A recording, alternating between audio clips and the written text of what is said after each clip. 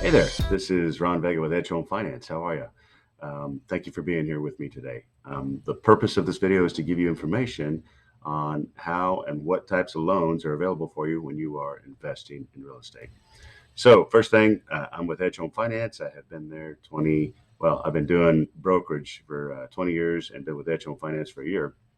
And Edge is the second largest broker in the United States right now. We entail over 75 different investors, and pretty much if there's a loan that can be done out there, I can do it. So let's go ahead and get started. Today's topic, investment properties. And if you don't know about investing in investment properties, it is by far the uh, best producing ROI that there is out there. And there's plenty of data that supports that. So let's go ahead and get started.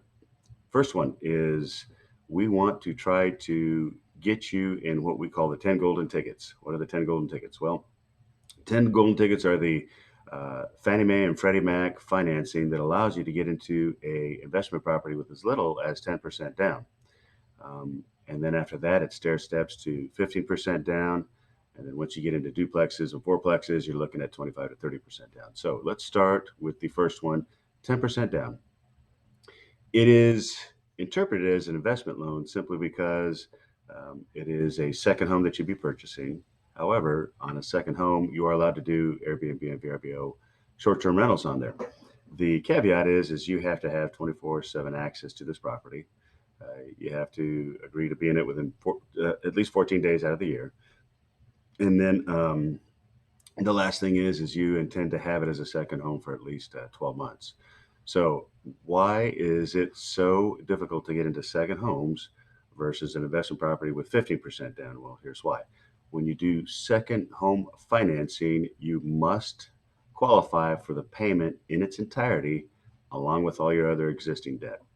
For instance, if you have $4,000 in debt right now that shows on your credit report, and you take on another payment of, let's say, $2,000, then you would have $6,000 in debt on your credit that's showing up on your credit report. Let's say you make $10,000 a month. Well, the rule of thumb is we can go up to 46, sometimes 47% debt to your income ratio, meaning you can have a total of $4,700 of debt out against your $10,000. So in this example that I just gave, 4,000 plus 2,000 equals 6,000, you would be at 60% debt to income ratio and you would not qualify. So very imperative, it's very important to know that if you are going to go into buying a second home, you need to know that you have to qualify for that payment in its entirety. All right. So let's say that doesn't work out for you. The next step from there would be a 15% down loan. And here's how it works. 15% is a Fannie Mae Freddie Mac product. And you put that towards the down payment. And in order to offset your payment so that you don't have to qualify for it, we pull what we call a 1007 rent schedule. And the appraiser will do this when he goes out and inspects a property. They will pull similar properties in the area, and then he will provide us with a rent schedule based on the data that he pulled. When that comes back, let's say that new payment is $2,000 and that data comes back and says your rent is going to average $2,500. Well, then you have covered your payment on the new property that you're buying. Therefore, now you do not have to incur any of that debt onto your now debt to income ratio. So you would qualify in that instance. Let's say it comes back at $1,000 versus the $2,000 payment you're going to have. We can still do this. The difference is you would have to be able to absorb that other $1,000 in your disposable income. And also we'd have to make sure that we're not over 47% debt to income ratio. All right. So then that takes us to the next step. Now, 20% down on an investment property used to be the normal. People still do it simply to avoid MI, which is mortgage insurance. And we can certainly do that for you. It gives you a little bit better pricing on the rate. So it doesn't necessarily lower the rate down. So you may have a 6% rate on a 15% down loan costing you 2 points. With a 20% down, it may cost you 1.5 points or 1.25 points. So the pricing to obtain that rate goes down a little bit when you do 20% down. Okay, so we've gotten over the Fannie Mae, Freddie Mac 10 tickets, and you fill that up, and now you want to buy more properties. No problem, I can help you there. So the next step would be a DSCR loan, or debt service coverage ratio. And essentially, debt service coverage ratio is the PITI plus HOA of any property that you're going to be buying. So the way we provide financing on that is through investors that give us the opportunity to pull a rent schedule, same as we were doing before. But this time, the rent schedule has to cover the payment in its entirety. You are not allowed to absorb any of that. So, for instance, that one example where the rent schedule comes in at $1,000 and you cover the extra $1,000 to make up the difference for a $2,000 payment, not allowed on a DSCR loan.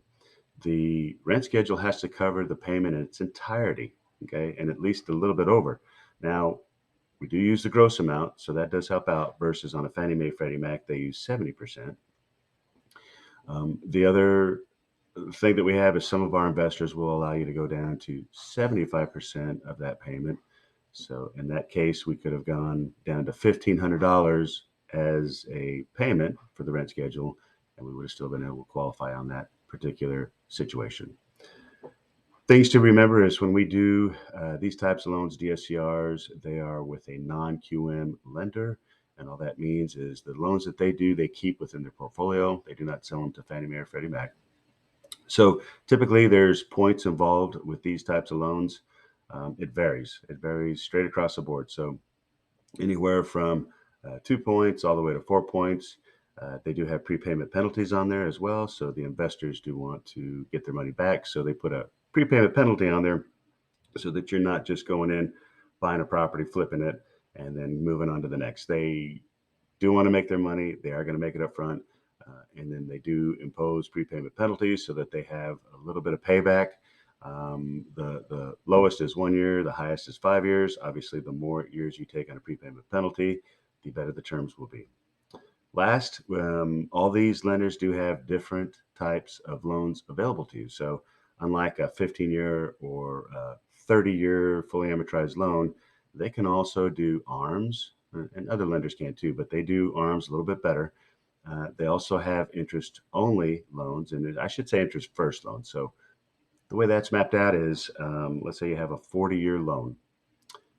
In the first 10 years of that, it would be interest only. So you would only be responsible for paying just the interest on the principal balance, which is a little bit lower payment than a fully amortized loan.